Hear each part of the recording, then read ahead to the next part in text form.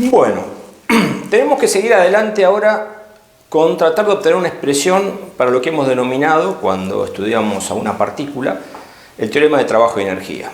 Recuérdense que el teorema de trabajo y energía aplicado a una partícula resultaba de la definición de trabajo como producto escalar y de aplicar a esa definición de trabajo los principios de Newton. Y lógicamente eso nos dio lugar al resultado que nosotros conocemos para una partícula, que es que el trabajo de la resultante de todas las fuerzas a lo largo de una trayectoria era igual a la variación de energía cinética. Ahora bien, ¿qué tenemos que hacer ahora? Tenemos que ver qué forma adopta el teorema de trabajo y energía para un sistema de partículas. Entonces, no nos queda otra que aplicar la definición de trabajo a cada una de las partículas que componen el sistema y tratar de ver si sumando todo lo que tenemos, o sea, sumando esa definición a lo largo de cada una de las partículas, podemos obtener una expresión más simplificada. Es decir, nosotros siempre vamos a poder aplicar el teorema de trabajo y energía a cualquier partícula del sistema, y en particular, si nos tomáramos el trabajo, porque es un sistema de pocas partículas, de aplicarlo a cada partícula y sumar todo, lógicamente estaríamos obteniendo un resultado. Pero como ya tenemos un resultado concreto acerca de cómo analizar la energía cinética de un sistema, tenemos que ver cómo nos queda el otro término, es decir, el término del trabajo de las fuerzas. Entonces fíjense que hemos preparado esta figura. En esta figura vemos un sistema de n partículas, en donde hemos hecho hincapié en la partícula 1 y en la partícula 2 de masas m1 y m2, y al igual que hicimos cuando comenzamos nuestro estudio de un sistema en clasificar las fuerzas en externas e internas, acá lógicamente hemos vuelto sobre esa idea, y fíjense que nosotros hemos dicho que la sumatoria de todas las fuerzas externas aplicadas a la partícula 1 está representada por F1 en mayúscula, lo mismo que la sumatoria de todas las fuerzas externas aplicadas a la partícula 2 está representado por F2 mayúscula. Y las fuerzas internas, la resultante de todas ellas, de la interacción entre esas dos partículas, está representada por F1,2 y F2,1. Lógicamente, sobre M1 hay más fuerzas internas porque M1 interactúa sobre cada una de las partículas del sistema. Lo único que hemos hecho aquí es simplemente dibujar y centrar nuestra atención en la partícula 1, en la partícula 2 y en la interacción que hay entre esas dos partículas. Entonces fíjense, si aplicamos el teorema de trabajo y energía a la partícula 1 y a la partícula 2, cuando el sistema evoluciona de esta forma, fíjense que acá hemos preparado una segunda figura donde decimos que transcurrido un cierto delta t, nuestro sistema evoluciona y la partícula 1 pasa a ocupar de esta posición que tenía, digamos, originalmente, digamos 1, a la posición 1', es decir, describe toda esta trayectoria la partícula 1. Es decir, la hemos representado acá en un punto de la trayectoria, pero hemos dibujado y representado la trayectoria que describe la partícula 1. Por otro lado, tenemos la partícula 2. La partícula 2, fíjense que hemos dicho que en este delta t pasa de este punto 2 a este punto 2', describiendo esta otra trayectoria. Y hemos representado particularmente al vector diferencial de R1 y al vector diferencial de R2, que nos representa precisamente el desplazamiento, un desplazamiento infinitesimal que se produce precisamente en estos instantes que hemos dibujado acá, en donde las partículas 1 están yendo desde el punto inicial al punto final a lo largo de la trayectoria, lo mismo que acá. Y este es un delta t finito, un delta t en el cual la partícula describe toda esta trayectoria, lo mismo que acá.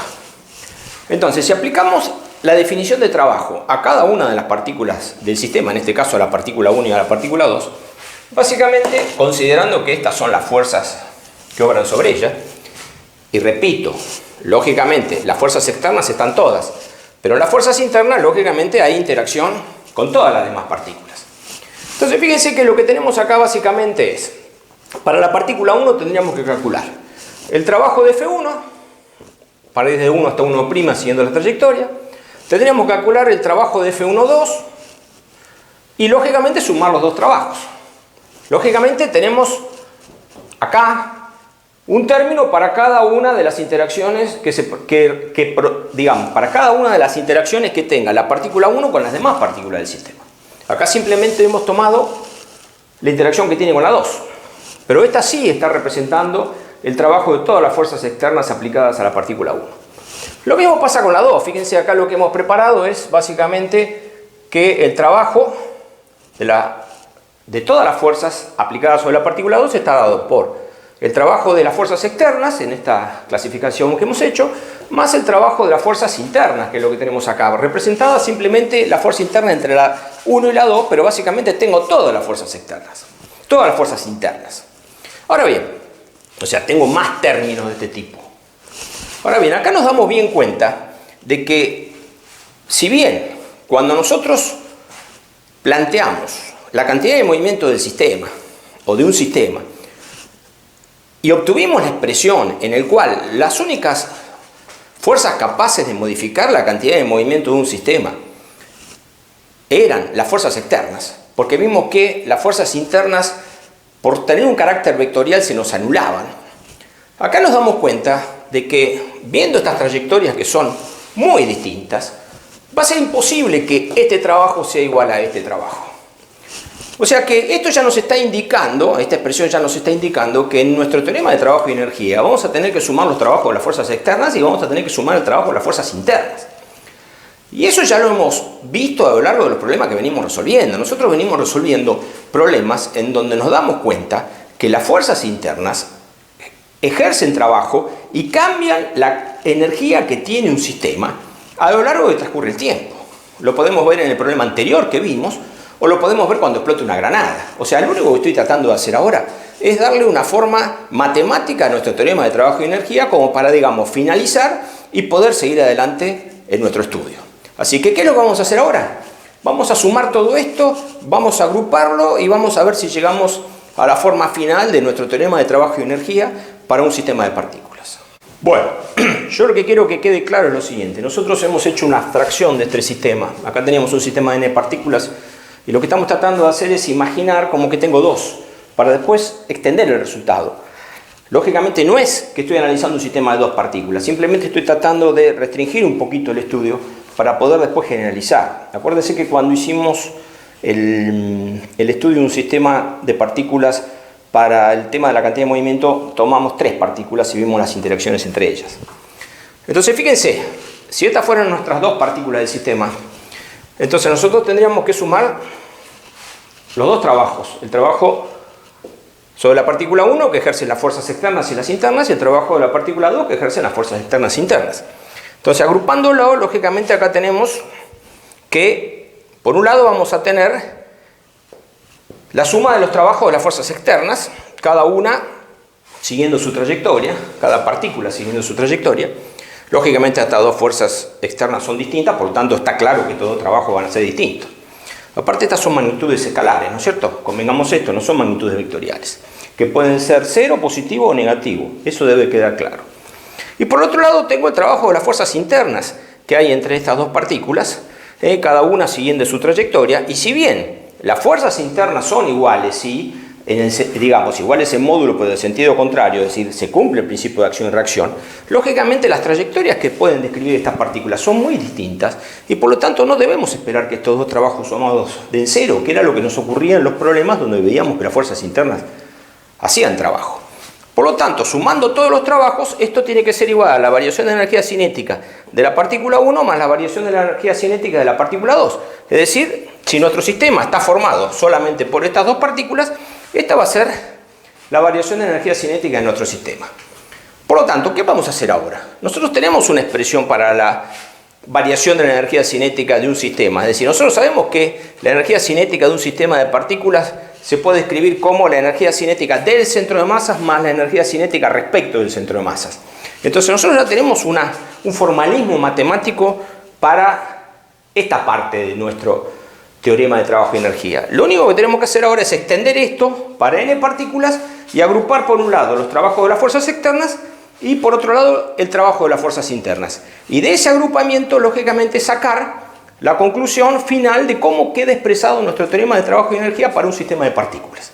Entonces, ¿qué es lo que vamos a hacer ahora? Darle un poquito de forma matemática a esto que estoy diciendo y ya ir terminando, digamos, con nuestro estudio de lo que es el trabajo y la energía para un sistema de partículas.